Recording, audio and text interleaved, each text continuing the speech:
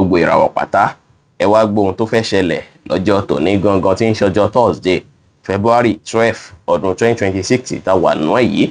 Mo kí Ọlọ́run ọba, mo ṣèbà Olódùmarè, ìbà akọ́dá ayé, ìbà aṣẹ̀dá ọ̀run, mo ṣèbà Ọ̀rúnmìlà àtórí ẹni tí ò sunwọ̀n ṣe, ẹlẹ́rìí ìpín tòun tàyànmọ́, mojúbà ọkùnrin, mojúbà obìnrin, mo kí gbogbo ojú tó ń wò mí níbikíbi tí ẹ ti ń gbọ́ mi káàkiri àgbáńlá ayé. Ẹ̀yin tẹ́ ń wò mí pátá, ẹ bá ń share fídíò yìí, ẹ pín kó jẹ́ òlò àtàǹfààní fọ́pọ̀ ènìyàn. Ojú tẹ́ fi ń wò mí ò ní fọ́, bẹ́ẹ̀ ọwọ́ tẹ́ fi ń bá mi share rẹ̀ ẹ ní fi gbọ́mọ sí, ẹ sì ní fi gba lẹ́tà ìbànújẹ́ láṣẹ Ìdùmarè. Ẹ̀yin oníràwọ̀ iná tó kanran yan Aries tàbí láàrin March 21 sí April 20, ọjọ́ tòní ní láti ké sára dáadáa púpọ̀. Gbogbo nǹkan tó dàbí pé àárín ìrìn àjò tó jọ mọ́ ti spiritual journey ẹ rí dájú pé ẹ jìnnà sí pátápátá lọ́jọ́ tòní o. Ọ̀pọ̀ yín ó ṣeé ṣe kí ó dàbí ìgbà pé ẹ ní clarity rẹpẹtẹ rárá lọ́jọ́ tòní. Ó ṣeé ṣe kọ́pọ̀ yín kó ṣe pé ẹ máa ronú àròkàn tó ṣe pé ẹ tiẹ̀ ní mọ ìtẹ́ ń rò, léyìí sì lè fẹ́ fa ìbàlẹ̀ ọkàn fún yín, tàbí kí ìbẹ̀rùbojo máa wáyé tí ó tiẹ̀ ní ìtumọ̀ rárá. Ìbẹ̀rùbojo tó ṣe pé ẹ lè sọ pé nǹkan báyìí òun ló ń fa ìbẹ̀rùbojo yìí. Ọjọ́ tòní ó wà dára rárá fún yín láti fi ṣe anything tó jọ mọ́ spiritual work, tàbí ẹ̀yin ìrìn àjò kan tó jọ mọ́ spirituality, bóyá mo fẹ́ lọ ṣáájò kan ló kan ni, mo fẹ́ rìn àjò lọ síbì kan ni. Ọjọ́ tòní ó dára rárá láti ṣe bẹ́ẹ̀ o. Tẹ́ bá jìnnà sí àrònú àròjù bó ṣe yẹ lọ, ó ṣeé ṣe kó tún ràn yín lọ́wọ́ lọ́jọ́ tòní. Ẹ ní láti rí dájú pé ẹ wà lókè, kẹ́wulẹ̀ wà ní ibi tó dákẹ́ rọ́rọ́, ẹ má sì níbi táriwo rẹpẹtẹ wà, bẹ́ẹ̀ sì ni ẹ má sì láwùjọ èrò rẹpẹtẹ. Ẹ rí dájú pé create time lẹ́nìí láti ṣe prayer. Ẹ sì má ní pé bóyá ẹ ń rò èròkèrò sí ẹnikẹ́ni rárá, torí èròkèrò yóò ṣeé ṣe kí ó ṣẹlẹ̀ gangan lọ́jọ́ tòní tẹ́ ẹ̀ ń rí èrò yẹn. Ọjọ́ tòní ẹ ké sára, pàápàá ẹ má wulẹ̀ sọ kọjá dé bí ìgbà pẹ́ ń lérí sí èèyàn pé lágbájá nǹkan báyìí ló máa ṣẹlẹ̀, nǹkan tẹ́ sọ yẹn ó lè ṣẹ tó sì lè fẹ́ sọ pé bóyá ẹ̀yin lẹ fà á. Ẹ ké sára púpọ̀ lọ́jọ́ tòní, ẹ free mind yín kí ẹ wà positive minded, ẹ jìnnà sí negative thoughts pátápátá. Ẹ má ṣojú kòkòrò nǹkan ju bó ṣe yẹ lọ, ẹ má ṣe ohun tó lágbára jẹ̀mí yín lọ, kí ẹ sì fi ìfẹ́ àti ọ̀yàyà hàn sí àwọn èèyàn dára lénìí. Bẹ́ẹ̀ sì lẹ gbọ́dọ̀ bínú tọ̀yàn rárá tàbí gbára léèyàn rárá lénìí rárá kò dára. Aago 3 ní ọ̀sán sí aago 4 ní ọ̀sán jí àkókò èyí tó dára jù fún yín tí ń ṣe lucky hour fún yín lénìí tí kọlọ brown sì jẹ́ kọ́lọ̀ èyí tó dára jù fún yín láti wọ̀ láṣọ ní ọjọ́ tòní. Ẹ̀yin oníràwọ̀ èrò pé alámọ̀ Taurus tàbí láàrin April 21 sí May 20, ọjọ́ tó dára lọ́jọ́ tòní jẹ́ o. Ẹ sì wà ní ipò pé ẹ̀ ń wá ipò padà rere fún gbèsè ayé yín. Ọjọ́ ipò padà ló jẹ́. Ẹ jìnnà sí gbogbo nǹkan tó dàbí ìgbà pé ẹ kò wọ́ ti ẹnu gbèsè ayé yín, kẹ́ jìnnà sí pátápátá, kẹ́ gbé jùlẹ̀. Ọjọ́ tòní jọjọ́ tó ṣe é pé ìbáṣepọ̀ ẹ̀yin àti olólùfẹ́ yín ó ṣeé ṣe kí ó wọnú ara ti dáadáa, kó tún dánmọ́ wọn sí dáadáa. Tó bá ṣe pé ìṣù kan ti wáyé láàrin ẹ̀yin àti olólùfẹ́ yín tàbí ọ̀gá ibi iṣẹ́ yín láti jọ́ mẹ́ta, ó ṣeé ṣe kí ìṣù náà yóò yanjú pátápátá lọ́jọ́ tòní. Ẹ free mind yín,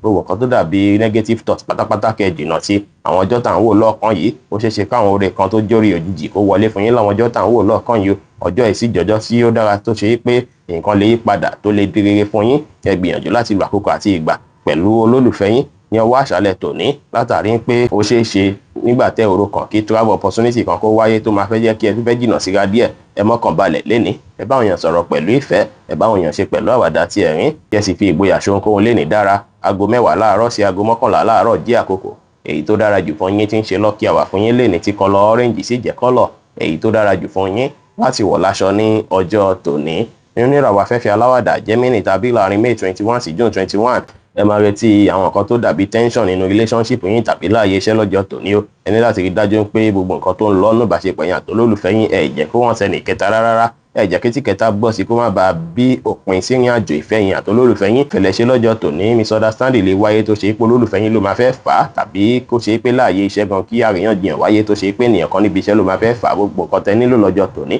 òun náà ni kí ẹ lọ́pọlọ pípé, kí ẹ fi gáìdì ara yín lọ́jọ́ tòní. Kódà tó bá ṣe pé èèyàn kan fẹ́ dá wàhálà lẹ̀ fún yín ní àbí iṣẹ́ ni, ẹ rí dájú pé ẹ lọ́pọlọ pípé yìí àti bí ẹ ṣe ń sọ̀rọ̀ sí, kí ẹ fi yọra yín kúrò nínú wàhálà náà. Àkókò yìí òun ṣàkókò tí ó dára fẹ́yìn tẹ́ jẹ́ single láti mingle rárá lénìí o, láti fi wó olólùfẹ́ lénìí kò dára. Ẹ múra dáadáa lénìí kí ẹ dùn rí lójú, ẹ má sọ̀rọ̀ òdì àbí ọ̀rọ̀ àìtọ́ sí èèyàn. Ẹ ṣe dáadáa sáwọn èèyàn kí ẹ gbà láfíà láàyè. Aago 6 ní ìrọ̀lẹ́ sí aago 7 ní àṣálẹ́ jí àkókò èyí tó dára jù fún yín tí ń ṣe lucky hour fún yín lénìí tí kọlọ peach sì jẹ́ kọ́lọ̀ èyí tó dára jù fún yín láti wọ̀ láṣọ ní ọjọ́ tòní. Ní oníràwọ̀ omi agbára Cancer tàbí láàrin June 22 sí July 22, ẹ ní láti kíyèsára púpọ̀ láàyè iṣẹ́. Ẹ rí dájú pé ẹ fi ọpọlọ pípé, ẹ fi mójútó nǹkan kó má sí nǹkan tó dàbí nǹkan tẹ́ òro kan tó lè fẹ́ ṣẹlẹ̀ tó lè fẹ́ àfẹ́tì iṣẹ́ yín lọ́jọ́ tòní. Ẹ rí dájú pé ẹ ṣe prayer lásìkò lucky hour yín lénìí. Ẹ jìnnà sí pé ẹ ń báyàn rojọ́ ní àrò pẹ́pẹ́pẹ́pẹ́ ẹ má pẹ́ lórí ọ̀rọ̀ sísọ pẹ̀lú àwọn èèyàn lọ́jọ́ tòní, ẹ gbájúmọ́ṣẹ́ dáadáa lọ́jọ́ tòní ló dára. Àwọn nǹkan tó dàbí tálẹ́ǹtì tẹ́ ní, akitiyan tẹ́ ń lò,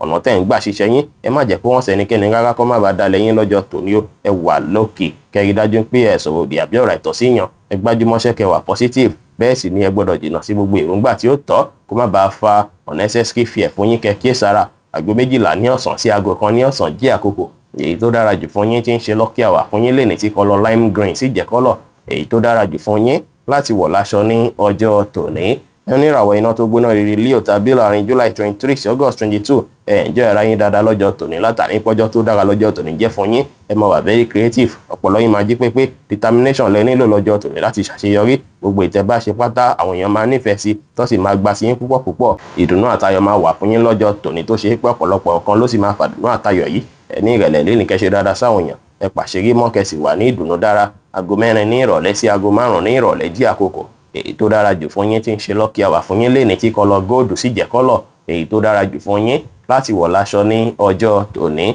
Oníràwọ̀ erùpẹ̀ funfun Virgo tàbí láàrin August 23 sí September 23 mọ̀lẹ́bí, ìbáṣepọ̀ yẹn àti olólùfẹ́ yín tàbí nǹkan kan tó wà láàrin ẹ̀yin àtẹ̀yìn ó ṣeé ṣe kí ìṣùfẹ́ wáyé láwọn àyè yẹn lọ́jọ́ tòní. Ẹ ní láti rí dájú pé ẹ wà ọ̀nà èlò, ẹ wà lórí ọwọ́ tí yín, ẹ jìnnà sí argument pátápátá. Tẹ bá gbọ́ ìròyìn kan tí ò tẹ́yìn lọ́rùn tàbí èèyàn kan sọ ọ̀rọ̀ kan tí ò tẹ́yìn lọ́rùn lọ́jọ́ tòní, ẹ mú sùúrù lò kí ẹ wà calm, ẹ má take it personal rárá. Ẹ ṣe prayer kí ẹ sì fi gbogbo nǹkan sọ́wọ́ Ọlọ́run Ọba, kẹ́ fi gbogbo nǹkan sọ́wọ́ Ọlọ́run Ọba. Ó ṣeé ṣe kí nǹkan tó ti dẹ̀yìn àti èèyàn kan pọ̀ kó fẹ́ fa problem díẹ̀ lọ́jọ́ tòní, ṣùgbọ́n ní láti rí dájú pé ẹ fẹ̀lẹ̀ ṣe kẹ́ gbà láfíà láàyè. Ẹ má sọ̀rọ̀ ìdí àbí ọ̀rọ̀ àìtọ́sẹ́nikẹ́ni, kí ẹ sì má ṣe jẹ́ kí ìmọ̀lára yín lágbára jù yín lọ lénìí rárá. Aago 11 láàárọ̀ sí aago 12 ní ọ̀sán jí àkókò èyí tó dára jù fún yín tí ń ṣe lucky hour fún yín lẹ́ni tí kọ́lọ̀ light yellow sì jẹ́ kọ́lọ̀ èyí tó dára jù fún yín láti wọ̀ láṣọ ní ọjọ́ tòní. Oníràwọ̀ afẹ́fẹ́ márìmí fín Libra tàbí láàrin September 24 sí October 23 ẹ ní láti kíyèsára dáadáa pẹ̀lú olólùfẹ́ yín kan tàbí ènìyàn kan tó dàbí partner yín. Partner lè jẹ́ olólùfẹ́, ó sì lè jẹ́ partner àbíṣẹ́, kò sí èyíkéyìí tí ó lè jẹ́ ń bẹ̀. Ó ṣeé ṣe kẹ́niyẹn kó fẹ́ wíṣì yín bàdí lọ́jọ́ tòní, kó fẹ́ ròròǹgbà tí ó tọ́ sí yín ọjọ́ tòní. Wọ́n tún lè fẹ́ hùwà tó ṣe pé bóyá kó máa rán nǹkan burúkú sí yín, bóyá fẹ́ ṣe spiritual work kan àbọ̀ fẹ́ ságùn burúkú sí ọ̀tá yín. Ẹ kíyèsára púpọ̀, ẹ kíyèsára pẹ̀lú ọ̀rọ̀ ẹnu yín, ẹ má bẹ́nikẹ́ni ní argument tó máa lọ jìnnà rẹpẹtẹ lọ́jọ́ tòní kó má bàa jẹ́ kó máa fẹ́ ní lágbájá a máa ṣàgùn sí ni, a máa tá lọ́fà ni, a máa ṣe nǹkan burúkú báyìí sí ni. Kẹ́ kíyèsára, ẹ kíyèsára pẹ̀lú ọ̀rọ̀ ẹnu yín lọ́jọ́ tòní kó má bàa cause spiritual problem fún yín. Kódà láàyè iṣẹ́ ẹ rí dájú pé ẹ tẹ̀lé gbogbo nǹkan tá a là kalẹ̀ yìí. Ní kò dára kẹ́ péjú níbi ìpéjọpọ̀ kí ìpéjọpọ̀ tẹ́ bá lọ tàbí tẹ́ bá wà tó bá dàbí ìgbà pẹ́ wà comfortable, ẹ má jẹ́ ẹ má fa fanfà pẹ̀lú ẹnikẹ́ni, ẹ mọ́kàn balẹ̀, ẹ bá wọn yàn sọ̀rọ̀ pẹ̀lú ìfẹ́. Aago 5 ní ìrọ̀lẹ́ sí aago 6 ní ìrọ̀lẹ́ jí àkókò èyí tó dára jù fún yín tí ń ṣe lucky hour fún yín lẹ́ni tí kọ́lọ̀ yellow sì jẹ́ kọ́lọ̀ èyí tó dára jù fún yín láti wọ̀ láṣọ ní ọjọ́ tòní. Ẹ̀yin oníràwọ̀ omi tútù Scorpio tàbí láàrin October 24 sí November 22 ọjọ́ oríire lọ́jọ́ tòní jẹ́. Ire máa wọlé tọ̀yìn wá, àdùn máa wọlé tọ̀yìn wá lọ́jọ́ tòní. Ọjọ́ tòní ó ṣeé ṣe kí ire wọlé dáadáa kó wọlé lọ́nà kọ̀nà fún yín lọ́jọ́ tòní, ṣùgbọ́n bí òun yẹn ṣe ń wọlé náà òun náà ló fẹ́ máa jáde lọ tẹ́bà kíyèsára. Ẹ kíyèsára kẹ́ má náwó lórí nǹkan tí ò lẹ̀ necessary rárá. Ẹ ní ìrètí pé gbogbo nǹkan máa da kí ẹ ní ìgbàgbọ́ ní kíkún nínú ara yín. Ẹ má ṣojú kòkòrò nǹkan ju bó ṣe yẹ lọ, ẹ má ṣe ohun tó lágbára jẹ̀mí yín lọ. Ẹ ṣe dáadáa sáwọn èèyàn ṣùgbọ́n ẹ tún ṣọ́wó ná, kẹ́ má nánà àpàràrá. Aago 3 ní ọ̀sán sí aago 4 ní ọ̀sán jí àkókò èyí tó dára jù fún yín tí ń ṣe lucky hour fún yín lẹ́ni tí kọ́lọ̀ light green sì jẹ́ kọ́lọ̀ èyí tó dára jù fún yín láti wọ̀ láṣọ ní ọjọ́ tòní. Ẹ̀yin oníràwọ̀ iná àtùpà Sagittarius tàbí láàrin November 23 sí December 22 ó ṣeé ṣe kí ìṣù mọ̀lẹ́bí kó wáyé lọ́jọ́ tòní o. Ẹ̀yin tó ṣe é pé ẹ ní ọmọ kékeré ẹ rí dájú pé ẹ mójútó wọn dáadáa lọ́jọ́ tòní. Ẹ̀yin tó ṣe é pé ọmọ yín ti dàgbà náà ẹ rí dájú pé ẹ create time láti ṣe prayer fún wọn lọ́jọ́ tòní kí ohun bí burúkú kó má ṣẹlẹ̀ sí wọn rárá níbikíbi tí wọ́n bá wà. Ó ṣeé ṣe káwọn kan tó dàbí ilé kókó kan tó ṣe pé mọ̀lẹ́bí ló máa fẹ́ fà kó fẹ́ wáyé lọ́jọ́ tòní.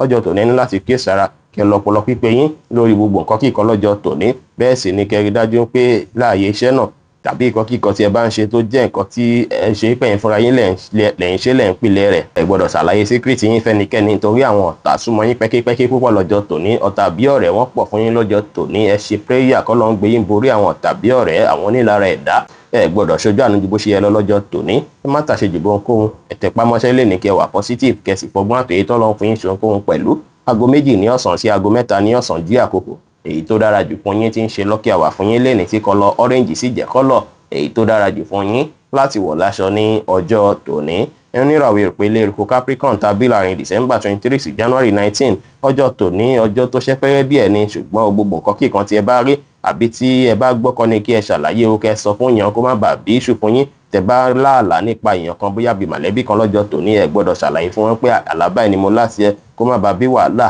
tó bá jàlá tó lágbára ẹ ṣe prayer fún wọn lọ́jọ́ tòní tó bá sì jàrá àta tó ṣe é pẹ́ mọ̀rí níbikíbi tó bá ṣe é pé ẹ padà pàdé wọn ẹ lè ṣàlàyé kò sí wàhálà ọ̀pọ̀ yín ó ṣeéṣe kẹ́ láwọn àlá tó máa lágbára tó jọmọ́ ti mọ̀lẹ́bí lọ́jọ́ tòní àbí kí ọ̀pọ̀ yín kó dàbí ìgbà pé ẹ máa rèròǹgbà bí ìgbà pé àwọn fámìlì yín bóyá ń rèròǹgbà tí ó tọ́ sí yín àbí wọ́n ń wíṣì yín pé kí aburú jẹ́ tọ̀tá yín ọjọ́ tòní ọjọ́ tẹ́ gbọ́dọ̀ finú tán ohun tó ń sọ sí yín lọ́kàn púpọ̀ ni ohun tó ń sọ sí yín lọ́kàn yìí ló fẹ́ tọ́ yín sọ́nà lọ́jọ́ tòní ẹ gbọ́dọ̀ finú tọ́ ẹnikẹ́ni ẹ gbọ́dọ̀ gbára lẹ́nikẹ́ni ó ṣeéṣe kí fámìlì iṣu kan fẹ́ wáyé lọ́jọ́ tòní ẹ ní láti kíyèsára ẹ má wulẹ̀ ní pé bóyá ẹ ń ṣàfihàn ara yín rẹpẹtẹ ẹ ń wọṣọ tó fàìn ẹ ń ṣe kíní kan lọ́jọ́ tòní ẹ ṣe bí ìgbà pé bẹ́ẹ̀ ṣe wà náà lẹ́wà ẹ ní nǹkan kan ẹ má gbéraga rárá ẹ kíyèsára lọ́jọ́ tòní ẹ ní láti ní ìrẹ̀lẹ̀ kẹfì tàpọ́nlé tọ̀wọ̀ báwọn èèyàn ṣe kẹ́sì wá àkókò láti ṣe prayer léni dára aago kan ní ọ̀sán sí aago méjì ní ọ̀sán jí àkókò èyí tó dára jù fún yín tí ń ṣe lucky hour fún yín léni tí kọlọ green sì jẹ́ kọ́lọ̀ èyí tó dára jù fún yín láti wọ̀ láṣọ ní ọjọ́ tòní oníràwọ̀ afẹ́fẹ́ oníbínú Aquarius tàbí láàrin January 20 sí February 19 ọjọ́ tó dára lọ́jọ́ tòní jẹ́ inú yín máa dùn pẹ̀lú bí nǹkan ṣe ń lọ lásìkò yìí ẹ̀yin tó ṣe é pé wà friendly dáadáa tẹ́lẹ̀tẹ́lẹ̀ ìwà tẹ̀ ń wò á bí káwọn èèyàn tún gba ti yín sí dáadáa lọ́jọ́ tòní tẹ́ bá nílò sọ́pọ́ọ̀tì èèyàn kan bóyá bí ọ̀rẹ́ yín bóyá láyé iṣẹ́ tàbí ní nǹkan míì tẹ́ fẹ́ ṣe tó ṣe pé nílò sọ́pọ́ọ̀tì ẹ lè béèrè lọ́wọ́ àwọn èèyàn wọn á ṣe fún yín lọ́jọ́ tòní látàrí pé ẹ̀yin gan ti ràn wọ́n lọ́wọ́ lọ́pọ̀lọpọ̀ ìgbà tẹ́lẹ̀ rí ẹ̀wà tó wá gbọ́dọ̀ finú tọ̀yàn ju bó ṣe wáyé lọ ẹ gbọ́dọ̀ gbára léèyàn ju bó ṣe wáyé lọ ẹ rí dájú pé tẹpá mọ́ṣẹ́ ẹ ní ìrẹ̀lẹ̀ kẹ́ fètò sí nǹkan yín bẹ́ẹ̀ sì ni kẹ́ wà ní ìdùnnú dára lọ́jọ́ tòní ó sì dára kí ẹ lọ àkókò ọwọ́ ọ̀rọ̀ lẹ tòní pẹ̀lú àwọn tó jẹ́ olólùfẹ́ yín pẹ̀lú aago kan ní ọ̀sán sí aago méjì ní ọ̀sán jí àkókò èyí tó dára jù fún yín tí ń ṣe lucky hour fún yín léni tí kọlọ mustard sì jẹ́ kọ́lọ̀ èyí tó dára jù fún yín láti wọ̀ láṣọ ní ọjọ́ tòní ní oníràwọ̀ omi tí kì í ru Pisces tàbí láàrin February 20 sí March 20 sùúrù báyìí lẹ́yìn lọ́jọ́ tòní púpọ̀ ó ṣeéṣe kí ilé koko kó fẹ́ wáyé rẹpẹtẹ lọ́jọ́ tòní kí struggle fẹ́ pọ̀ bẹ́ẹ̀ sì ni iṣẹ́ lè fẹ́ pọ̀ lọ́rùn yín rẹpẹtẹ lè fẹ́ bí sí púpọ̀ lọ́jọ́ tòní sùúrù báyìí lẹ máa lò tó máa tún jẹ́ kí stress yín kó ṣẹpẹ́rẹ́ o tẹ́ ẹ bá ní sùúrù tẹ́ ẹ bá sì fètò sí nǹkan yín ó ṣeéṣe kí stress fẹ́ pọ̀ púpọ̀ jù fún yín lọ́jọ́ tòní ẹ máa retí àwọn nǹkan tó dàbí distraction púpọ̀ láàyè iṣẹ́ lọ́jọ́ tòní sì lè fẹ́ fa mistake rẹpẹtẹ fún yín bẹ́ẹ̀ sì lọ́jọ́ tòní ẹ ní láti kíyèsára ó ṣeéṣe kí ẹ fẹ́ ní issue pẹ̀lú èèyàn kan tó jọ mọ́tò owó ẹ má wulẹ̀ báyàn kan jà lórí ọ̀rọ̀ owó àbọ̀wọ̀ ilẹ̀ àbí ọ̀rọ̀ nǹkan kí nǹkan rárá lọ́jọ́ tòní ẹ má báyàn jà lórí nǹkan kan lọ́jọ́ tòní kó má bàa jẹ́ pé bóyá ọmọ rírun gbabi sí yín àbí ọmọ lérí ògùn sí yín àbọ̀ máa ṣàgùn sọ́ta yín kẹ́ kíyèsára lọ́jọ́ tòní ẹ wà focus lórí ohun tó jẹ́ ti yín ẹ wà determine lórí iṣẹ́ yín lọ́jọ́ tòní ẹ sì ní ìrètí gbogbo nǹkan máa dá ẹ wà positive kẹ́ sì fètò sí nǹkan yín pẹ̀lú aago méjì ní ọ̀sán sí aago mẹ́ta ní ọ̀sán jí àkókò èyí tó dára jù fún yín tí ń ṣe lucky hour fún yín léni tí kọlọ green sì jẹ́ kọ́lọ̀ èyí tó dára jù fún yín láti wọ̀ láṣọ ní ọjọ́ tòní bí ó ṣe jẹ́ nìyẹn fún gbogbo orúfẹ́ ìràwọ̀ méjìlá tó wà pátá ẹ̀yin tẹ́ ń wò mí pátá ẹ má gbàgbé pé Ọlọ́run bo Olódùmarè nìkan lọ́ba tó ní ìmọ̀ jùlọ ẹ̀yin tẹ́ fẹ́ ṣèwádìí onírúurú láǹfààní àti kàn sí wa ní WhatsApp 09033897161 ire gbogbo ajẹ́ tiwa lónìí lọ́sẹ̀ yìí lóṣù yìí àti ní gbogbo ọjọ́ ayé wa láṣẹ Ìdùmarè ire o.